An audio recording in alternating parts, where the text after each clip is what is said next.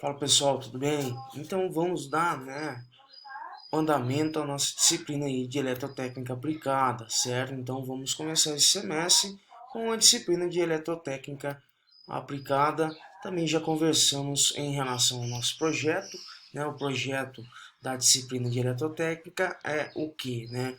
Projetar um sistema de controle eletromecânico, né? De uma célula de manufatura. Então vocês, vão projetar, vão fazer um projeto relacionado ao que? Um sistema de controle, né? O que é sistema de controle? É um painel elétrico ali que vai fazer, o controle dessa célula de manufatura. Beleza? Então vamos lá, né? Então, primeira coisa que a gente vai ver em eletrotécnica, né, é a parte de motores elétricos, né?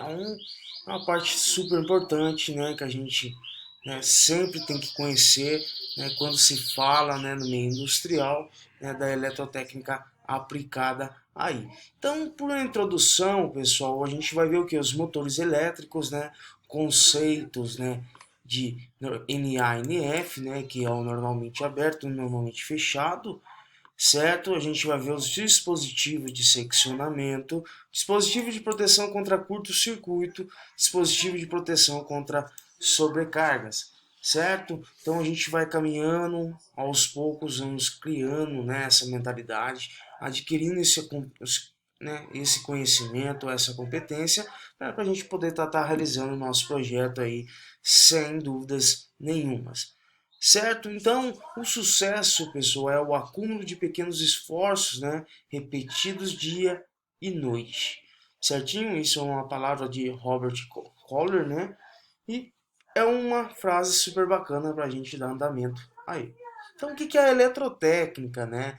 A eletrotécnica aplicada é o que, pessoal? Ele planeja, ele gerencia e supervisiona quem? Manutenção de máquinas e dispositivos eletromecânicos em uma linha de produção, certo? Então, controla a quantidade da energia e da produção no ambiente industrial e as condições de operação dos dispositivos e equipamentos. Então, só pela descrição da Eletroteca a gente já sabe que é super importante aí no ramo industrial.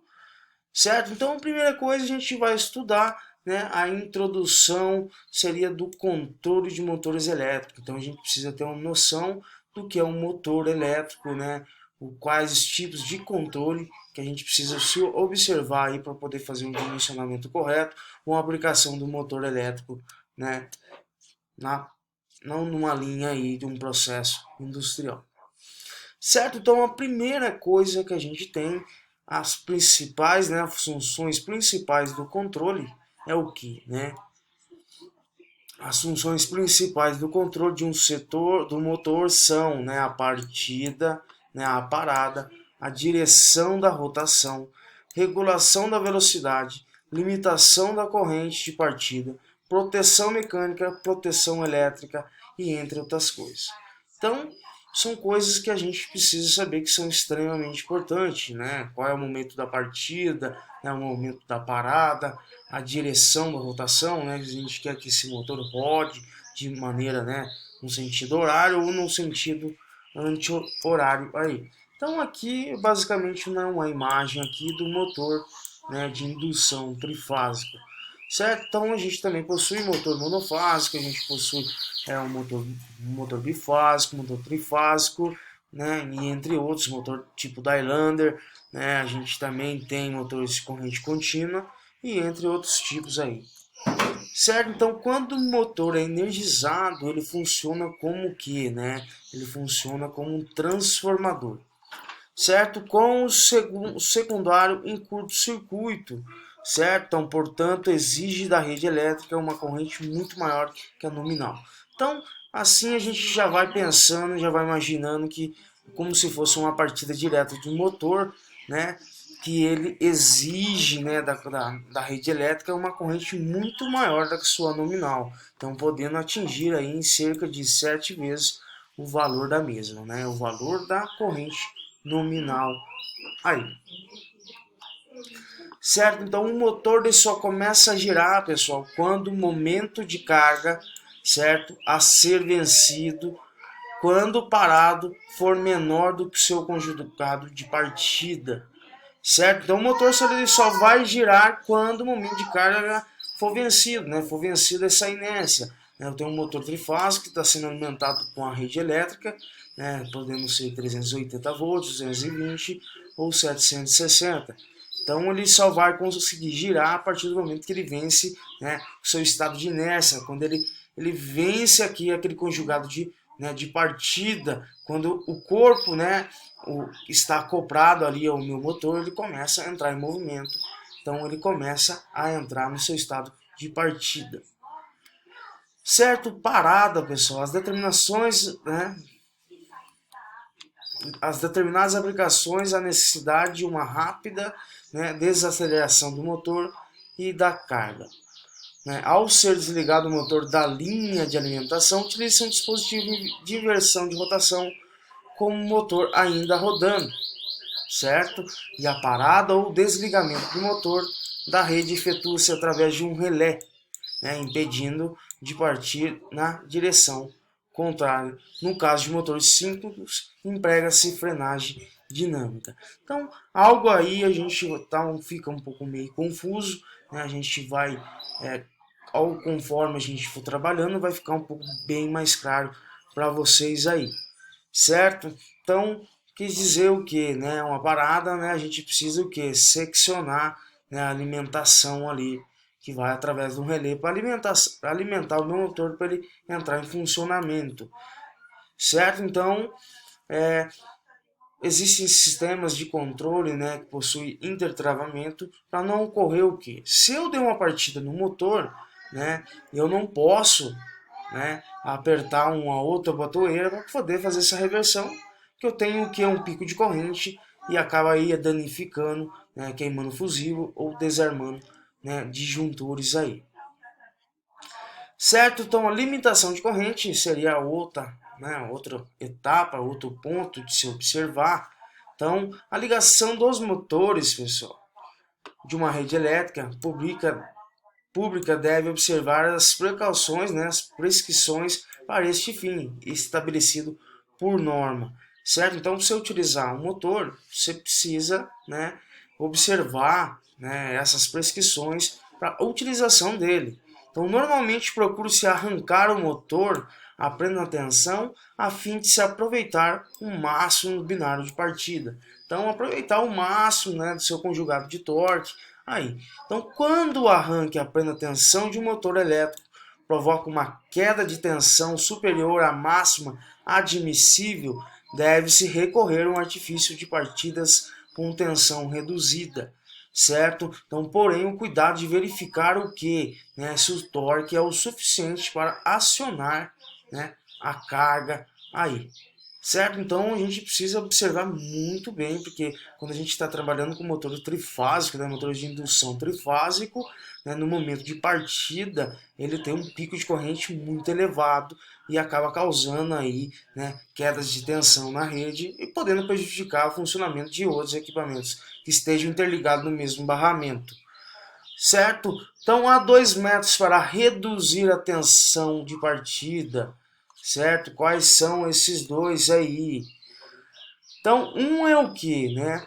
Para a gente reduzir essa tensão de partida, a gente deve fazer o que? Fornecer corrente a tensão normal, fazendo com que o motor temporariamente seja conectado à rede com um enrolamento para uma tensão superior, empregando-se o sistema de partida em estrela triângulo. Não se assustem, não é um bicho de 7 cabeças, fiquem tranquilos, né? A gente vai ver todo o sistema de partida, né? O porquê desse pico, a gente vai ver, comparar esses sistemas de partida. Então, basicamente, a gente está falando, né, sobre coisas peculiares que a gente precisa prestar atenção dos motores de indução trifásico aí. Certo? B, né, a gente precisa fornecer corrente, né, em tensão baixa, abaixo do normal, por meio de resistências, indutâncias ou autotransformadores. Né? Existem partidas autocompensadoras e são justamente para diminuir esse pico de corrente aí no início da sua partida dos motores elétricos. Certo? Então, todos os sistemas de partidas com tensão reduzida apresentam o que? Né? Em oposição à vantagem de redução da corrente, né? A desvantagem de que o momento ou o conjugado de arranque reduz-se na proporção, né, do quadrado da redução da tensão fornecida ao motor. Então a gente reduz a tensão, consequentemente a gente reduz ali, né, o seu conjugado de torque, né, o seu conjugado de arranque, certo? E por último, né, a gente tem aqui o que, né, a proteção elétrica. O que é essa proteção elétrica? Ela vai ser responsável, né, para proteger aí o nosso motor, certo? Caso venha acontecer algum sobreaquecimento, alguma queda de tensão, falta de fase e entre outras coisas que podem ocorrer aí com o motor de indução. Certo? Então, como todo motor está sujeito a sofrer variações do ponto, né, de vista elétrico, certo? Então, portanto, né, conveniência em protegê-lo. Então, um sistema de partida, a gente precisa ter um sistema de proteção, um sistema de controle, um sistema de proteção, certo? Em geral, as proteções principais necessárias são contra curto-circuito, certo? Sobrecarga, né, baixa tensão, fase aberta, reversão de fases e defeitos internos, e entre outras coisas aí. Então, os dispositivos de proteção fazem operar os mecanismos de desligamento no caso de existir o que? Uma predeterminada condição aí. Certo? O que é essa condição? Né? A condição em se dizer seria, né, a sobrecarga, né, a baixa tensão, né, a fase aberta, a falta de fase, né, a reversão das fases entre si, né, como eu falei, né, na partida direta, né, o motor você escolhe ele rodar num sentido específico, se você acionar para ele fazer a reversão nesse sentido, né, provavelmente venha acontecer aí um pico de corrente. Isso falando no motor, né, funcionando a vazio, né? O que é a vazio? Sem nenhuma carga ali acoplada ao seu eixo, certinho? Então, os motores elétricos de indução de rotor em curto-circuito, o que significa, né? Se motor, né, elétrico de indução de rotor em curto-circuito seria o quê? Né? Onde a gente tem o que um curto aqui, ó, ele tem três terminais, né? Que a gente faz o que o curto-circuito, né? Que é chamado de motor elétrico, né? Em rotor em curto-circuito. Então aqui a gente vê que a gente possui o curto-circuito, né? Em cada ponta dessas bobinas a gente recebe aí uma fase, né? Que a gente vai trabalhar com essas fases com R, né? S e T.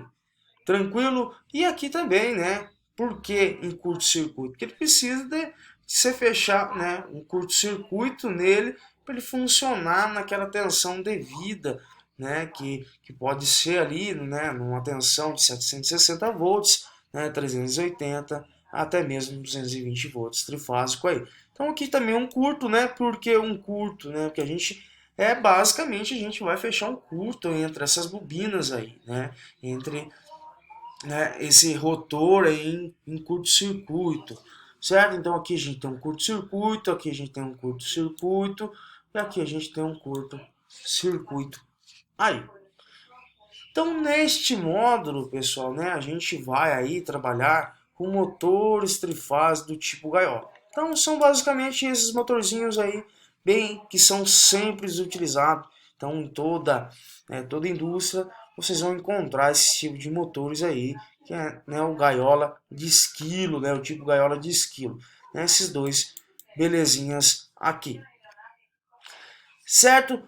O motor do tipo gaiola, né, de esquilo, ele divide-se em duas partes, né? O motor ele divide em duas partes. Essa parte é chamada de estator, né? E a outra parte é chamada, né, de rotor aí. Certinho? Então é dividido em estator e em rotor, né? Motor do tipo gaiola dividido em estator e em rotor. Vou terminar o vídeo, né, aqui, né, para não ficar muito extenso, e volto no próximo para dar andamento, né, sobre os motores trifásicos, né, de indução trifásicos aí, certo? Então um grande abraço aí, até o próximo vídeo.